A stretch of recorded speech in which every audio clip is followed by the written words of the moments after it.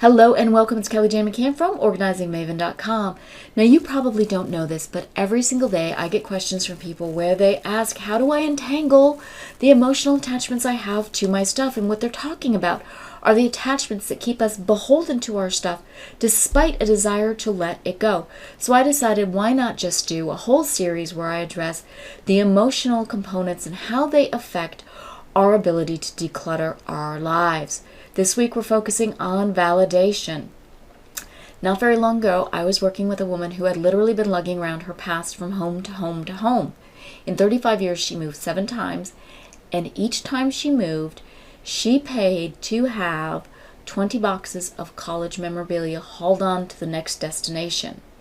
Now she's at a point in her life where she's actively downsizing. She's very excited about this next chapter. She's purchased a home that is much smaller than her current one. She's letting stuff go with relative ease. She's highly motivated, except those 20 boxes are thwarting her. She knows that to hold on to them is going to present a storage nightmare, but at the same time, there's something about saying goodbye to those boxes that she's just loath to do. And she cannot wrap her head around this incongruity of thought. I want to let it go, but I want to keep it. And she came to me and she asked, what gives? Now, it wasn't obvious to her, but to me, it was. It was really obvious, and it wasn't surprising in the least. You see, in college, she was a superstar. She was an academic standout. She won all kinds of awards for sports. In graduate school, she did research that got published in some leading journals.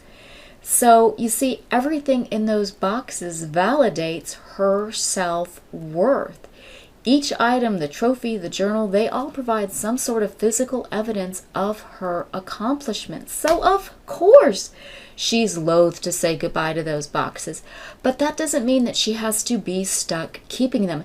And if you're in this type of situation, you don't either. So here's what we need to do. First, we need to get really clear on the idea that our possessions are not what make us successful. We own our successes with or without the associated physical item. You know, it's nice that it provides some sort of evidence or proof, but if we're going to tether our self-worth to having that kind of proof, we're going to be lugging our past with us forever. So we cannot allow our confidence to be tethered to those items if we want to declutter our lives.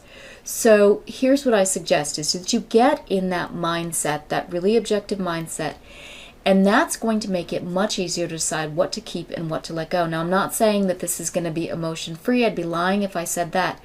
But if you can come to realize that the value that an item has is the value that you assign to it. That's right. We assign value to items. So an item gets its pull when we assign a lot of value to it. And that's what makes it hard to let go. So if we can be objective about the value we're assigning, decluttering becomes so much easier. And that will allow us to thoughtfully curate a collection if we're in a position like this woman was, where we have these things that validate our self-worth. We can be very mindful about curating a collection of the best, the stuff that has the most meaning for us, and then we can give it a place of honor in our home or store it away properly, and we can let the rest of the stuff go without feeling badly. So here's the bottom line.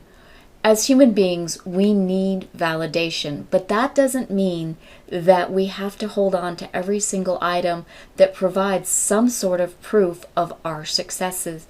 We own that success with or without that item.